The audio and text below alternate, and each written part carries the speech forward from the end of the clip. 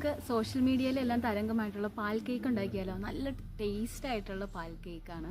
അപ്പോൾ ഞാൻ ഒന്ന് ട്രൈ ചെയ്ത് നോക്കി, കിട്ടുവാണ്. അപ്പോൾ നമുക്ക് വീഡിയോയിലേക്ക് പോകാം. വീഡിയോയിലേക്ക് പോകുന്നതിന് മുമ്പ് ഇതുവരെ ഈ ചാനൽ സബ്സ്ക്രൈബ് ചെയ്തില്ലെങ്കിൽ ഇപ്പോൾ തന്നെ ഒന്ന് സബ്സ്ക്രൈബ് ചെയ്യണം കേട്ടോ. പിന്നെ ബെൽ ബട്ടൺ ക്ലിക്ക് ചെയ്യണം. പുതിയ പുതിയ അപ്ഡേറ്റ്സ് നിങ്ങൾക്ക് ലഭിക്കാനായിട്ട് ഓൾ എന്ന ഓപ്ഷൻ ക്ലിക്ക് ചെയ്യണം. അപ്പോൾ നമുക്ക് വീഡിയോയിലേക്ക് പോയിട്ട് വേഗം തിരിച്ചെത്താം. തേനൂറും പാൽ കേക്ക് നല്ല സിമ്പിളായിട്ട് ഉണ്ടാക്കാം കേട്ടോ. അതിന് വേണ്ടിയിട്ട് നമുക്ക് ആദ്യം തന്നെ ഒരു പാൻ സ്റ്റൗവിൽ വെക്കാം.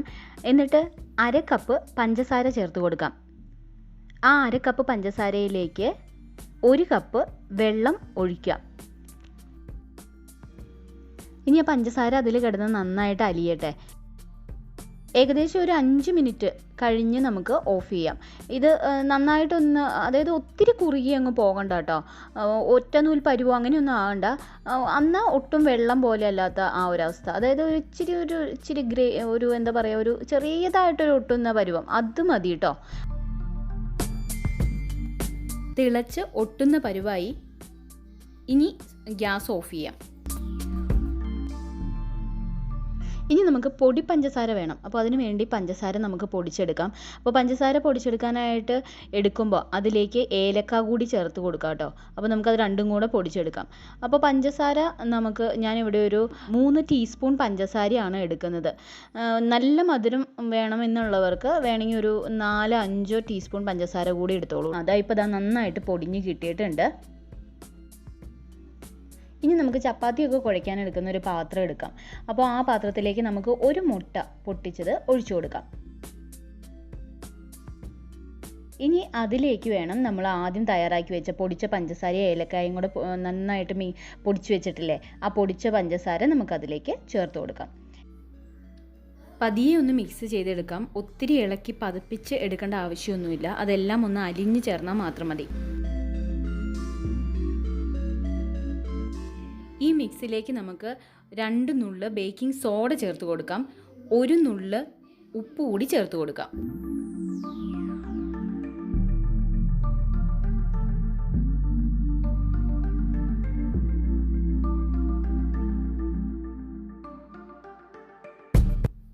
ഈ മുട്ട മിക്സിലേക്ക് നമുക്ക് 2 ടീസ്പൂൺ പാൽപ്പൊടി ചേർത്ത് കൊടുക്കാം. പാൽപ്പൊടി ചേർത്ത് കൊടുത്തില്ലെങ്കിലും കുഴപ്പമില്ല, പാൽപ്പൊടി ഓപ്ഷണലാണ്. പക്ഷെ പാൽപ്പൊടി ചേർത്ത് കൊടുത്താൽ നല്ല ടേസ്റ്റാണ്.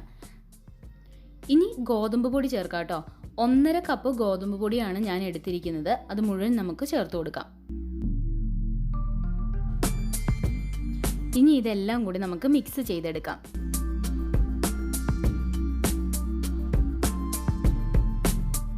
ചപ്പാത്തി പരുവത്തിനാണ് നമുക്ക് കിട്ടേണ്ടത്. അപ്പോൾ കുറച്ച് ചെറിയൊരു ചൂടുവെള്ളം കൂടി ചേർത്ത് കൊടുക്കാം കേട്ടോ നമുക്ക്. എന്നാലും അത് കുഴഞ്ഞ് കിട്ടുള്ളൂ, നല്ല മയമായിട്ട് കുഴഞ്ഞ് കിട്ടണം. അപ്പോൾ ഈ ചൂടുവെള്ളത്തിന് പകരം നമുക്ക് വേണമെങ്കിൽ ചെറിയ ചൂടുള്ള പാല് ചേർത്ത് കൊടുത്താലും നല്ലതാണ്. ഇനി ഇത് നല്ലതുപോലെ ചപ്പാത്തി കുഴയ്ക്കുന്ന അതേ മയം ഉള്ള രീതിയിലേക്ക് നമുക്ക് കുഴച്ചെടുക്കാം. നല്ലതുപോലെ കുഴഞ്ഞ് വരണം കേട്ടോ. അതാ ഏകദേശം ആയി വന്നിട്ടുണ്ട്. ശരിക്കും ആ ഒരു ചപ്പാത്തി കുഴച്ച് വെക്കുന്നത് പോലെ നല്ല സോഫ്റ്റായിട്ട് കിട്ടണം. ഒരു 5-10 മിനിറ്റ് നേരം കുഴച്ചു എന്ന് വെച്ച് കുഴപ്പമില്ല, നല്ല സോഫ്റ്റായി കിട്ടും ഇത്.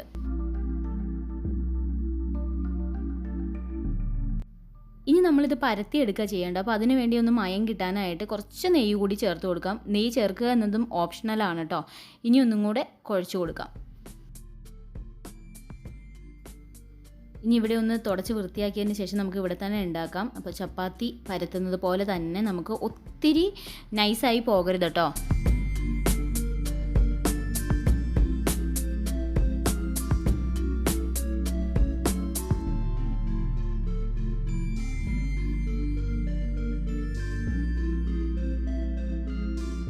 നല്ല കട്ടിയുള്ള ഒരൊറ്റ അപ്പം പോലെ നമുക്ക് കിട്ടണം. അപ്പോൾ ദാ ഈ ഒരു കട്ടിയൊക്കെ മതിയാവും, നമുക്ക് ഒത്തിരി കട്ടി കുറയ്ക്കണ്ട. ഇനി ഒരു കത്തി ഉപയോഗിച്ച് നമുക്കത് മുറിച്ചെടുക്കാം.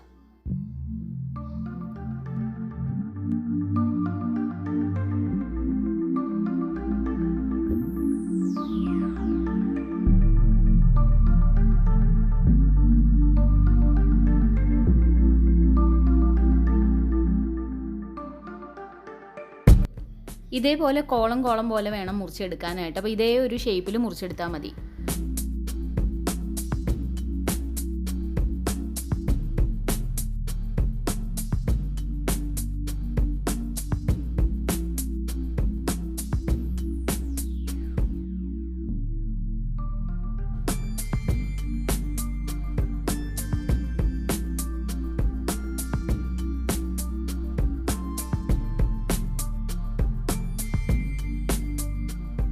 പാൽ കേക്കിൻ്റെ ഒരു സ്റ്റൈൽ ഇതാണ്. ദാ ഈ ഒരു കട്ടി വേണം, ഇതേ ഒരു ഷേപ്പ് വേണം. അതുമാത്രമല്ല ഇതിൻ്റെ ആ സൈഡിലെ ഷേപ്പൊക്കെ നമുക്ക് അതേപോലെ ഇതിൻ്റെ സൈഡിലേക്കൊക്കെ ഒന്ന് ഷേപ്പ് ആക്കാം കേട്ടോ. എല്ലാം സൈഡൊക്കെ ഒന്ന് ഷേപ്പ് ചെയ്ത് കൊടുക്കാം.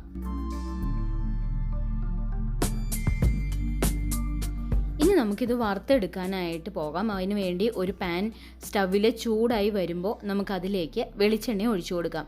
ഏകദേശം പകുതി മുങ്ങാനായിട്ടുള്ള വെളിച്ചെണ്ണയാണ് ഞാനിവിടെ ചേർത്ത് കൊടുക്കുന്നത്. വേണമെങ്കിൽ നമുക്ക് മുഴുവൻ മുങ്ങാനായിട്ടുള്ള വെളിച്ചെണ്ണ ചേർത്ത് കൊടുക്കാം കേട്ടോ. വെളിച്ചെണ്ണ നല്ലതുപോലെ ചൂടായി വന്നിട്ടുണ്ട്. ഇനി നമുക്ക് ഓരോരോ പാൽ കേക്ക് ഇതിലേക്ക് ഇട്ട് കൊടുക്കാം. ലോ ഫ്ലെയിമിൽ വേണം കേട്ടോ ഇത് വെക്കാനായിട്ട്. ലോ ഫ്ലെയിമിൽ വെച്ചില്ലെങ്കിൽ അത് പെട്ടെന്ന് തന്നെ മൊരിഞ്ഞു പോകാനായിട്ടുള്ള ചാൻസ് ഉണ്ട്. അപ്പോൾ ലോ ഫ്ലെയിമിൽ വെച്ചതിന് ശേഷം നമുക്ക് തിരിച്ചും മറിച്ചും ഇട്ട് അത് മൊരിച്ചെടുക്കാം.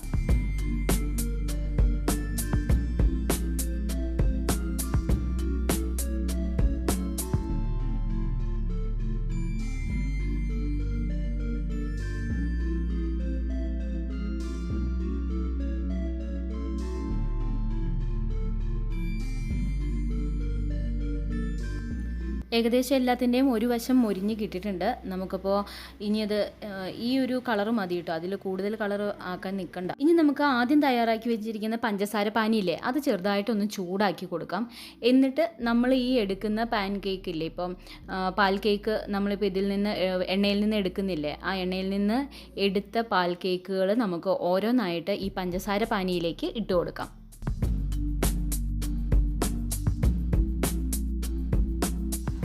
ഇനി പഞ്ചസാര പാനിയുടെ ഫ്ലെയിം നമുക്ക് ഓഫ് ചെയ്യാം കേട്ടോ. ഒരു 5-10 മിനിറ്റ് നേരം അതിനകത്ത് കിടക്കട്ടെ. ഈ പാൽ കേക്ക് അതിനകത്ത് കിടന്ന് ആ പഞ്ചസാരയെല്ലാം അബ്സോർബ് ചെയ്യണം.